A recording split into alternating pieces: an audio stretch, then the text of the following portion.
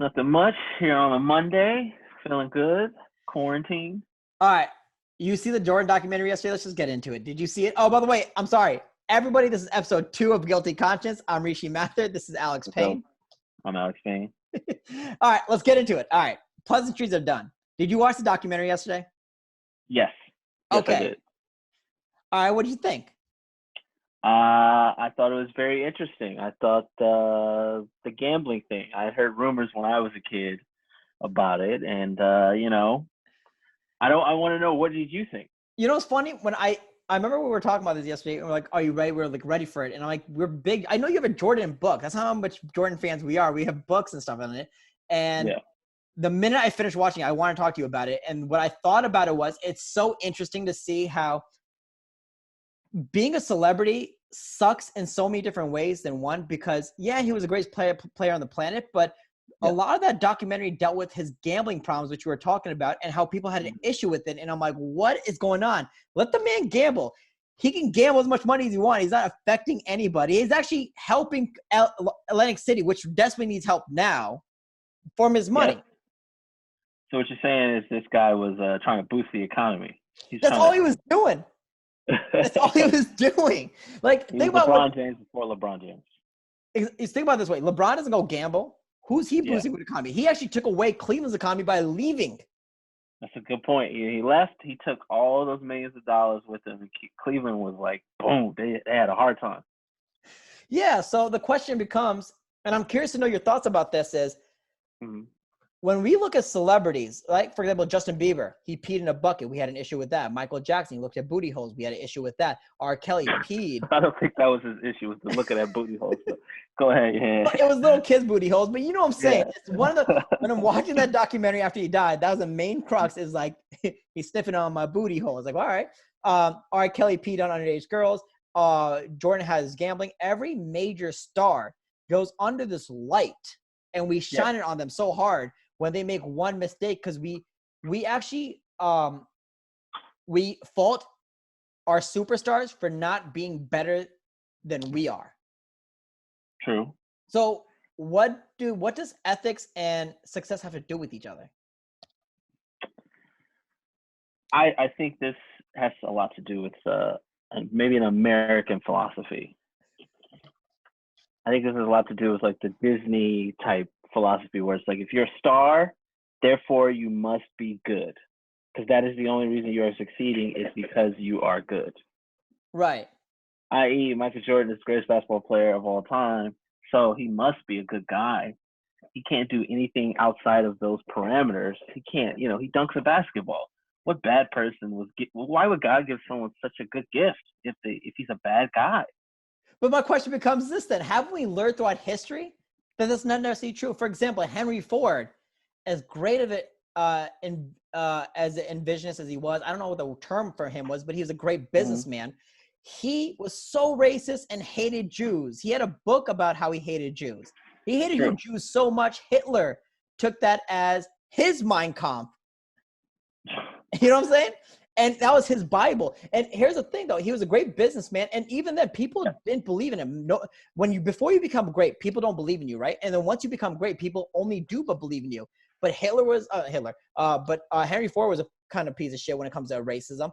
Walt Disney was super racist. Mm-hmm. So then, why does dunking a basketball? We've seen all this before. Why do we still believe in this? Why do we look at Justin Bieber and go, "Oh my God, he peed in a bucket"? How could this guy pee in a bucket? I don't know. Maybe it's the belief of, like, you want someone out there to be better than you. Like, you would like to believe that maybe the reason that celebrities or whoever, the reason that they're better than you is because they're better people. And then when you find out they're not better people and they can just do one thing way better than you can, it hurts even more. We go like, I pee on the street too, and I can't make $1 million. Now you feel worse about yourself. So wait, hold on. Should we blame superheroes in the sense of Batman, Superman, because they're just better people all around than everyone we've known? I don't think we should blame them, but I think we should blame ourselves. I Are think you we should saying blame ourselves for looking. so? You're saying this is more of an introspective thing. So if I look at Jordan, And I don't disagree with you on Mm-hmm. this. When I look at Jordan, I'm saying, oh my God, how can he gamble $10,000? It's a lot of money. Even though for Jordan, it's probably pennies to the dollar. Like I gambled $100 once when I was in college. It meant nothing to me. It's probably the same Yeah. equivalency to him, right? If I we gave look a at, lady $30 when I was on mushrooms one time. Just gave it to her. I got on Molly in Ocean City, Maryland, and I Mm. was so messed up that every time I got a drink of water, I gave a 500% tip. Water is free. So 500% of zero should be zero. I didn't give it 500% off the water tip. I gave it off the shot tip that my friends got. And that's the point. Like he can do that whenever he wants. Us, we had to be messed up to do it. We had Right. to be in an altered state of mind to do that. But But, he can do it whenever. but even then, the Mm-hmm. equivalency would be to him would be if I, like, for example, I was paying $20 tips. I'll give you that in Ocean, Maryland. Maybe this was like 6 times. Like, so that's $120 from me and I had maybe 1,000 in my bank. Imagine Mm-hmm. having 70 million in your bank. The equivalency is giving maybe $100,000 in tip. Mm-hmm. That's mainly the equivalency. Yeah, but I don't think it was the idea of the money. Right. I think it was the idea of him doing that. Because it's a lot of money. So for us, we look at it and we go, oh, like to us, we're not thinking about how much he has. We're thinking about how much we have and how much that means to us. So that money Even is basically our money, essentially, in a way. Yeah, we look at it like from a poor person's point of view, which is like if I was a millionaire, I would be holding on to that money so tight and sleep with it. But we're not looking at it from the point of view of it's like, yeah, I bet $10,000, but like that's what I get to go to a meet and greet and sign autographs for your kids. Yeah. Like, that's your money, really. You know the funny part about that is, if we were millionaires, I wouldn't be Mm. I don't hold on my money now. What makes me think I'm gonna hold on my money when I'm a million? I have less money than Michael Jordan ever had from when he was 20. Michael Jordan has had more money than I've ever Yeah, had in my entire life combined, plus my family, their entire lives combined, plus their families' entire lives combined. Now, it's true. I didn't think about it that way. Like people who have Netflix now, or like Spotify, what is that, like $20 a month? yeah, $20 times 12. How much is that, Rishi? it's 240. 240 over a lifetime. They've probably spent as much in their lifetime on Netflix and Spotify. Forget Tidal, forget Hulu, forget Disney Plus. That Michael Jordan has gambled. If you do the math that way, you start realizing like, oh, maybe he's not that bad of a guy. He's never been I wouldn't say he's not that bad of a guy. And what I mean by that is, let me get to the question I want to go beforehand, and then I'm going to get into this because I think you stumbled onto something that I think is pretty fucking genius, which is most people always blame outside than internally, right? We always have to put our insecurities onto others. And to say, for example, we fail at something, we couldn't have failed. I can't fail. I can't. You Mm-hmm. made me fail. And we place the blame on other people consistently. And that comes to every aspect of our career lives, right? So that comes to the point where you look at somebody gambling that much money, we think to ourselves is this guy has to be better in every way. And then we would see exactly what it was, that he's not better in every way. He's just better in one aspect. And he's so much better in one aspect. It makes us feel like shit. We then take our insecurities out on him, and we're now looking at ourselves. We blame him for being a bad guy when we don't do anything about it. Like, for example, we blamed him for not voting for a right candidate or supporting a right candidate. But how Yes. look at our president? How many of us actually voted? That is a good point, and I'm not going to mention whether or not I voted right now. I That's didn't not vote. important. I'm part of the issue. Well, you're part of the problem, Rishi. But me, on the other hand, I don't care to discuss politics in particular, on whether or not I voted. But I would say this: I agree with you in this instance that yes, people do place too much onus on celebrities. Because I'll take an instance, like I remember when police were out there shooting black people left and right, like they were trying to create Batman. And I remember one of my friends got mad and he was like, Beyonce and all these black celebrities, they should do something about this. Right. And I was like, how are you going to get upset at Beyonce about this? Like, she's out there, she's a mother. And she's like, you want her to stop black people from getting shot and release your favorite album every year? And also you're not paying for it? You're downloading it and streaming it? It's like, what do you want this woman to do? How much more can she do? It's the idea that they should do something because we are so helpless. Yeah. They should live this way because if I had that money, I would live this way. and it's a fantasy. It's just a fantasy. That's the problem, is that Michael Jordan or Walt Disney or whoever these people are break the fantasy of the world they're living in. But you know why that is? I think Michael Jackson puts it best. You always see the end product.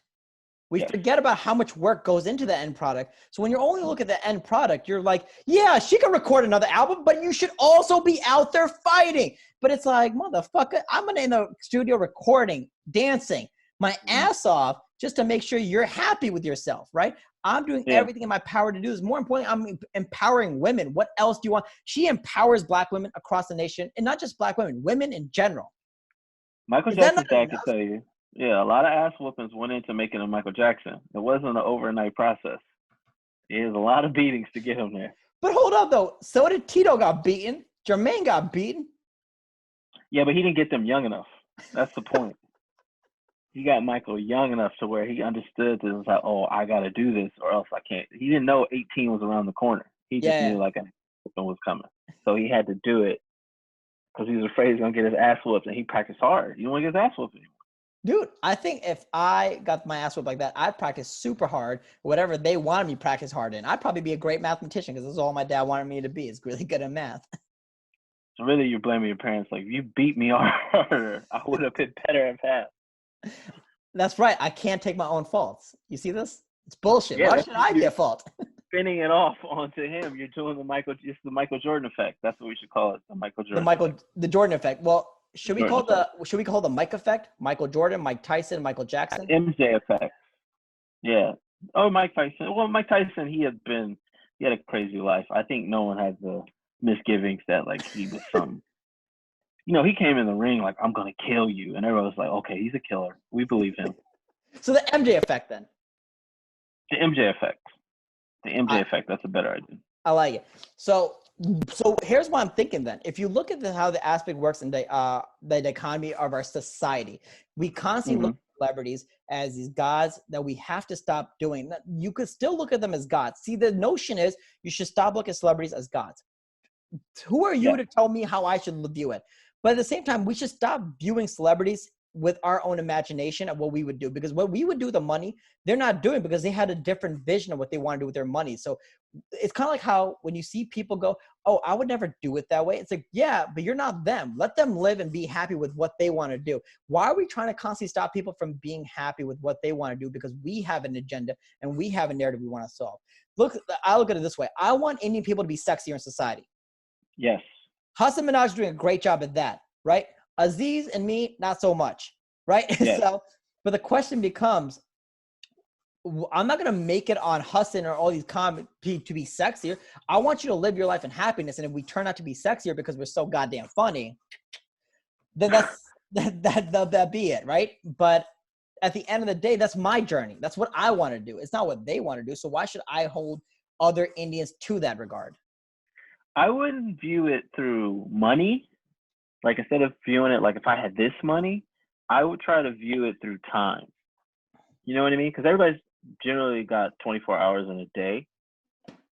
So it's like, again, we have more time than any of those people you mentioned, whether it be Beyonce, Michael Jackson, MJ. But it's like, I have more free time than any of them, but yet I still don't accomplish the same thing they accomplish. And then once you start stacking it up and you go like, Michael Jordan practiced basketball from, I don't know, 5 hours a day or 6 hours, whoever. He just kept doing it, whatever, 10, 12, whatever. However many, he just kept playing and kept playing and kept playing. And you're like, I couldn't even watch basketball for 5 hours a day. You know what I mean? But that was his thing. Like with my time, it's like, okay, we both have an equal amount of time. So these things don't add up. That's what I would say. I would switch it from money and go to time. Because time gives you an actual breakdown of like, oh yeah, that's why he can gamble his money away. Because he spent all the time that I was doing normal things like going to birthdays or quinceañeras or whatever. All those times, it was like, Michael, you want to go to my birthday? He just had 2 basketballs in his hands. Like, no, son, I can't. I'm sorry. Right. So when we were wasting $10,000 in time, he was actually spending that time, and then he just spent it the way he wanted to spend that. Playing basketball. And then when he finally gets a break from it because he has enough money, he's able to do whatever he wants. And now we're like, you can't do that. Yeah. You can't spend your time doing that. He's like, what do you mean? Are you going to tell me how to spend my time? Jerking off. I spend my time jerking off if I get a free chance. Yeah, but You probably have done. We've done probably 10,000 hours of practice. We're masters at that. But it's like, okay, imagine if somebody came to you and said you couldn't do that. Yo, I'd be so mad. People have said you should stop doing that. Who are you? But imagine if it was in the newspaper. They were like, Reese's jerking off in Atlantic City, and you can't be jerking off before you go to work, and you're And they like, have a picture of me in my room, just like furious. yeah, you're behind the curtain. They're like, see your eye right there. They're like, you can't do that before you go to work, or it's like that's how I relieve stress. I went there with my dad to Atlantic City. We go there, we get separate rooms, we jerk off, we go downstairs, have a nice buffet. Right. But I would even say this. What about even getting rid of the idea of time and money, right? Mm-hmm. Don't even look at the concept of time and money with these people or yourself. Look at it as one perspective, right? These people have done something so great with the time they've been here, right? They've done something so great. Instead of bitching and moaning about what they're doing with their stuff, that's their stuff. Let them do them. If you don't agree with it, fine. You can't change what they're doing. You can only bitch and moan. Well, how does that make you as a person better? It doesn't. It doesn't make you better. It doesn't make your society better. It doesn't help with the things you want to change. So instead of spending time gawking over, I can't believe he's doing that. Gawk over his potential of what he's doing and admire that. But then when the things he's not doing, solve those issues yourself. Because the thing is, it's kind of like this. We're looking at people and we're constantly putting blame. I can't believe you voted for Trump. You're racist, even though that was the most racist voice I could think of in my head, right? That's how some people talk. And it's just like, stop pointing blame on them. Did you vote? Yeah. Did people around you vote? Did you advocate for the vote? Did you showcase to people why you should have this? Did you go all out and tell people, oh, no, I didn't. I didn't have time to do that. I had to work. Well, that's your fault. Try to make time to do that, because if you're not going to do those things, if you're not going to advocate for yourself and really push power, instead of looking at celebrities who's doing it as we talked about this before, you always need a spotter. We can't do things by ourselves. So learn how to gain a community and involve more and more people in that community and start building those communities up to create influence. And you could do that now. Yeah. I can't blame it completely though on just people, because they are informed by like the media or television or whatever. And Gatorade running commercials like, oh, I wish I could be like Mike. Yeah. It's like that does kind of get in your head as a child where you're like, I want to be like Mike. I want to be like Mike. And meanwhile, they don't know what that means. They don't know, like, this dude is like, he's a whole kind of different animal. This is the kind of guy that, like, offense if you ever read Michael Jordan's book, where it's like he lets his friend die because the dude was going to drag him down. I mean, I'm just saying, this is what it takes to be a success. All right, let's explain that story real quick. So the point of the story was Michael Jordan and his friend were swimming in the ocean, I'm assuming, and then the waves were hitting hard. His friend was drowning, and his friend was holding on to him, bringing him down. Yeah. And then he said, yo, he just shrugged it. He just cut it off, because if he would have died with his friend, and he saved himself. He looked at him like he was the 2-3 defense. He was like, get off of me, and that was it. And I was like, and it's like, yeah, man, like, what was the right thing to do? Should he try to save his friend? Yeah. Should he try to save himself? At the same time, if he did, which he did to save himself, it's like, well, then shouldn't he just be living for himself? He shouldn't be living for kids and be like, you're a role model. He's like, well, I've been living for myself since I let my best friend die. Like, that's my life. Like I'm all about me. Yeah. I'm going to do me. Exactly right. I think that makes a clever point. How you were as a kid, because I probably would have died with my friend because I couldn't see him die. But at the end of the day, that's who I am, right? So I'm trying out here to live for other people. He wants to live for himself. There's no wrong way to live. I would have been the friend dying. It's not living for what you believe in. And he believes in that. Yeah. I think maybe it's because we just don't have a good perception of these people. Like, we forget that when you watch TV or anything, like anyone you see, whoever you think is a big part of your life, Tom Hanks or anyone, they are a human being, but the way they're presented to us in our lives is through like a 2D representation. Right. Anything you watch on TV, it's like, oh yeah, I'm just seeing a flat image of Tom Hanks and I hear his voice is Woody. But then you forget, like, when you go home or something, it's like Tom Hanks has had diarrhea. He's had all kinds of shit. He just got corona. It's like same thing with Michael Jordan. It's like when Michael Jordan had his gambling scandal. Right. It was like the first time you heard your like girlfriend fart. You know what I mean? Where it's like, oh yeah, I forgot this is a person. This isn't just something that's like, oh yeah, or like you hear about Ellen is mean now. You're like, why does Ellen have to be nice? And also, just because she's a little rude does not make her mean. So I think we also classify people in one category, one box. Okay, Mm-hmm. you're a great basketball player. Oh, he's so nice. Oh, he's yelled at his friend for dropping the pass. He yelled at his teammate. He's making his teammate feel. He just all he cares about is winning. Wow, this guy's a monster. Oh, Ellen sent somebody home because she smelled weird. Oh my God, what a monster. Oh, Jerry Seinfeld is such a great comedian. He must be great. Oh my God, he's not the nicest person. What a monster. It's like we see one thing and then we see the other, just dramatic other. And people could be both. People could be shitty and people could be nice. It's not the one trait they have. It's not like they're either really mean or really nice, but Yeah, you well, they're three one dimensional. aspect of it. What? They're three dimensional. They're a full We person. feel It's like some, emotions. They have as many yeah. emotions as us. Maybe they just feel strongly in one side or the other. Because we also look at that aspect of how it is like to work with them, right? We never ask them and go, what's it like to live with them? What's it like to work with them? We never ask them the whole damn, what's it like to be in their own heads? Maybe it's hell with the way they live. Maybe they're going through so much hell in their own heads that they try to do so much things about it, but sometimes it slips out in certain areas. Like, well, their heads are trying to be perfect, right? So in their show, they're mean. At home, they're whatever. I don't know. People I said don't Jimmy care if, Fallon was a nut job to work for. yeah, I mean, I look at it this way where it's like, is it such a bad thing if Ellen is a mean lady? I mean, she plays a nice one on TV. Isn't that enough? I believe her as a nice lady on TV. Same thing with Kramer, where it's like Kramer's the worst person in the world. It's like, well, he's not the same. He's not that guy. Michael Richards and Kramer are two different people.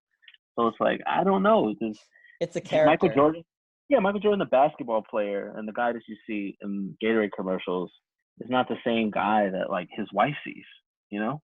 It's not the same guy his kids see. No, Michael Jordan's never nutted in my face, but I'm sure he's nutted in some ladies' faces or something like that. And it's like Probably I hit don't them in want the to see that eye. side of Michael Jordan. Yeah, I don't want to see his fucking. He doesn't miss. I'll tell you that right now. But I don't want to see that side of him. You know what I Hold mean? up. Early in his career, he probably missed a few retinas, and he probably got a lot better at that. He definitely hit a fishbowl somewhere along the way. And he goes, God damn, I need to practice this shit. That's my point. I don't want to know. I don't want to know what Michael Jordan losing his virginity was like. There's a whole realm of like, who was this guy? Who is he before he saw him as a basketball player? Right. So His that's what I'm first saying. kiss. I think the aspect is we don't know about these people, right? And because we don't know, we have to stop putting so much emphasis on what they should be doing and just let them breathe and live into their thing. Now, if they're doing something horrible, like jerking off in front of women, abusing women, abusing kids, Michael Vick and the dogs. Like, yeah, stop and put in that. But we can't combine. Like, I could still listen to Michael Jackson music and not be a monster. I'm not promoting and advocating for touching kids. I just think his music is genius. I like listening to R. Kelly stuff. It doesn't make me Yeah. hate women. It just his music's really good. I like Louis C.K.'s stand-up. It does not make me a monster. He just has funny jokes. And I'm not alone on this. Other women like his comedy. It's just it fits a certain brand we do. Now, if you don't like his comedy, it's one thing. You don't have to support him. But me supporting him and giving him money, I'm not advocating for him to keep doing it. If he does it again, I say he should be in jail, but I will still spend money watching his jailbait comedy special. Well, my question is, why are celebrities put on a higher pedestal than those who are like in office? Like, if you take, for instance, Well, like, look at it this way. You look at your neighbor. How come you don't put celebrities in the same regards as your neighbor?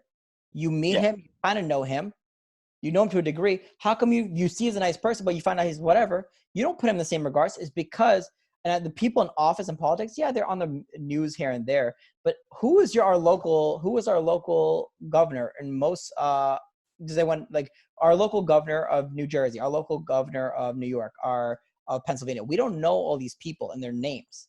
A lot of people don't even know who Cuomo. their senator is or their mayor. Yeah, I get what you're saying. It's just So because they're because we don't see them all the time and we don't know not. them, the aspect comes down to, well, we can't personify them the way we want because we don't, it's out of sight, out of mind. Whereas this one guy is in your head all day. He's playing basketball. You're such an avid fan. It's kind of like when Allen Iverson, Michael Jordan for the first time, he had such a different image in his head and Michael called him a bitch. Yeah. And that whole thing and aspect changed because we idolize our heroes and we want our heroes to be as good as we believe we are. But we keep I forgetting wonder, we're shitty do people. we, yeah, but I wonder, do we even idolize our heroes? Like, do we actually make a choice? Or are we bombarded with this so much that is now the image that we see is Michael Jordan drinking Gatorade with little white kids, and we go like, oh, this is who he is.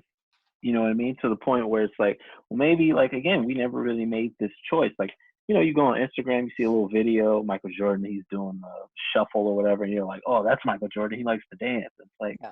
it's all 60 Well, seconds of his life. it's society that helps build that character up. It's up to you. For example, I don't idolize Justin Timberlake as some other people would. I don't idolize Taylor Swift as other people do. I idolize Mhm. Kanye West. I love Kanye West. People hate Kanye West. People despise Kanye West. People judge me for even saying I like Kanye West. I said in today's a meeting earlier today that yeah, I'm not a huge fan of Kim K, but I love Kanye. And they go, oh, oh. And it's just a bunch of white people just go, oh, oh, oh, oh. And I'm like, what happened? You guys okay? No, they just hate Kanye West. They go, he's not better than Taylor Swift. It's like, I'm not saying, I'm not comparing. I just like him better. I like his music. It's just, I understand him as a human more. I My think question would be, why isn't he? I would ask them, why isn't he better? Or why does he have to be better?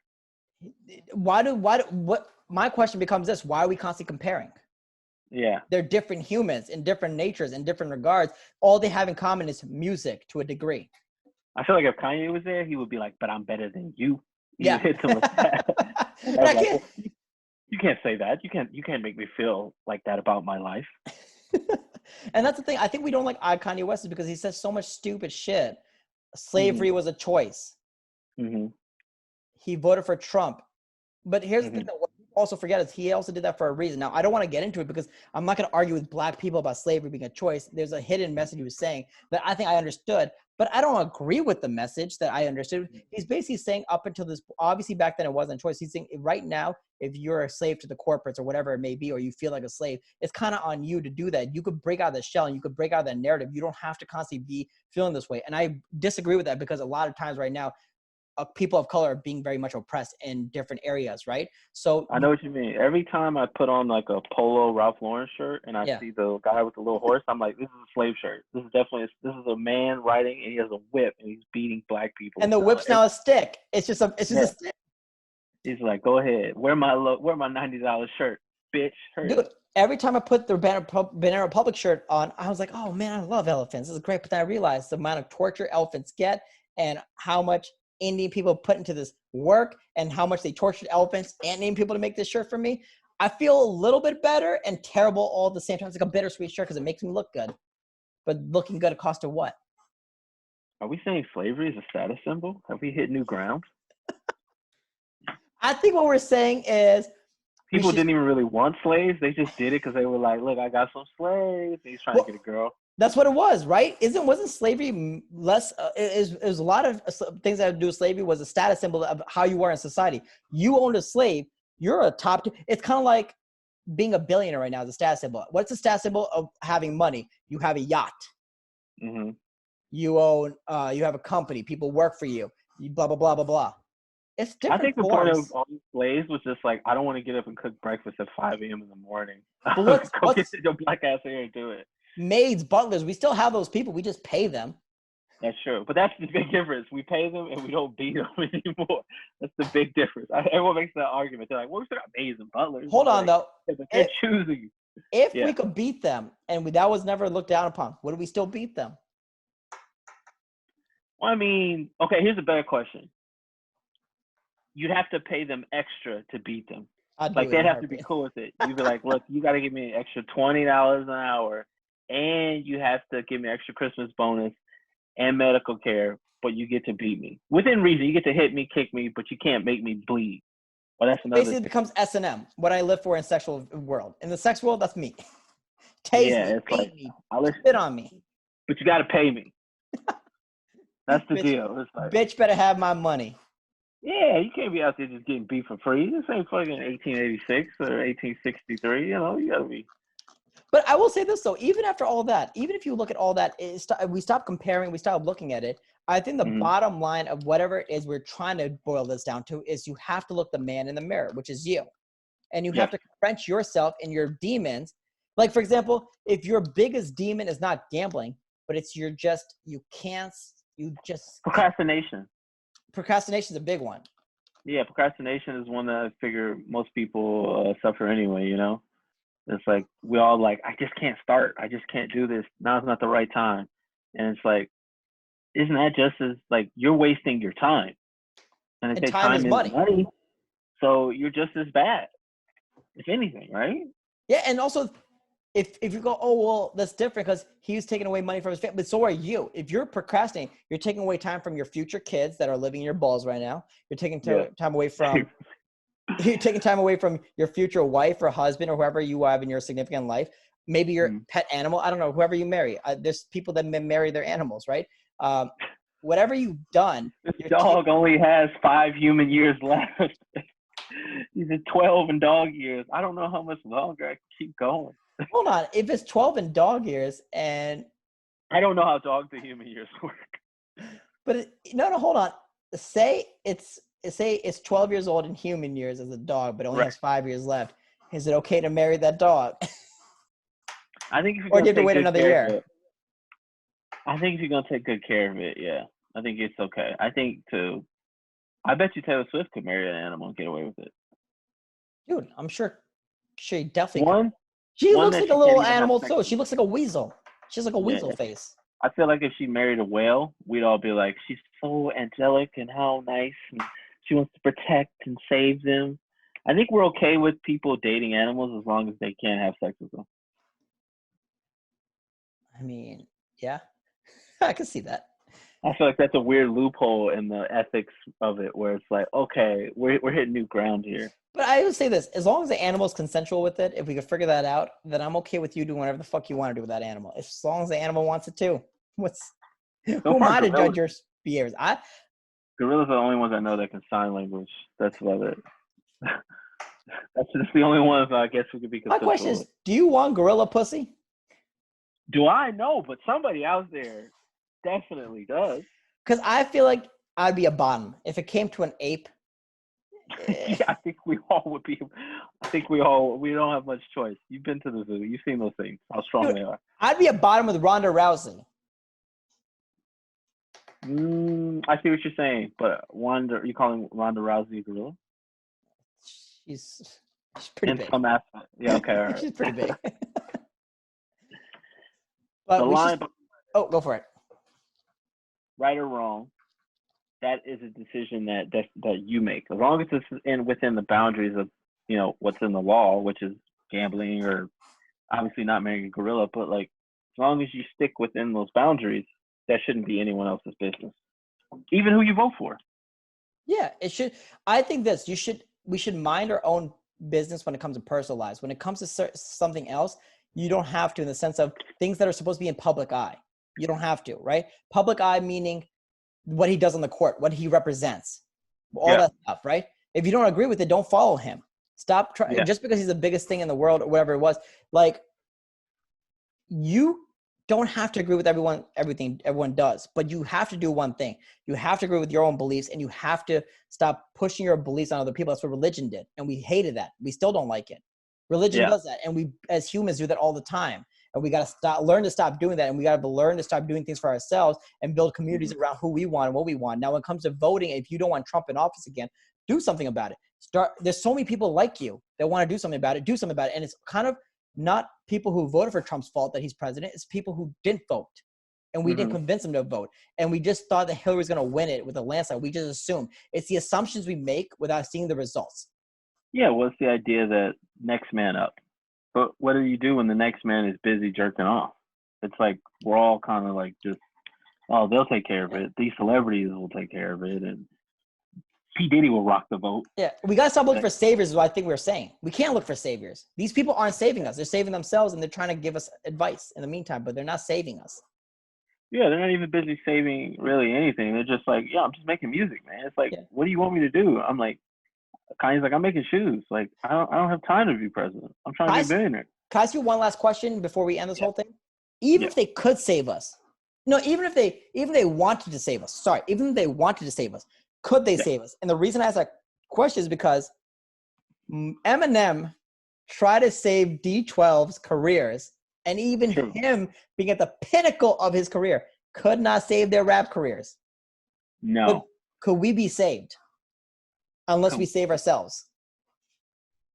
Well, I think you have just asked the question about all of life has been looking to answer, and it's come up again, especially in Corona, which is like can we save ourselves? Can we rely on people to do the right thing just to help the man next to you?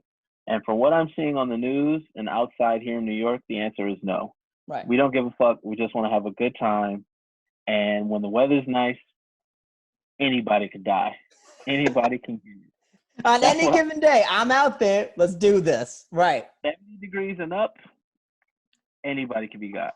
So that's what I'm talking about. So because your fellow man, I think there's a trait in life, which is you have a responsibility. You have an actual innate responsibility. And your responsibility is to look out for yourselves and the people around you. Now, most people will only do one of the two things. And then we blame other people for doing that one of those two things.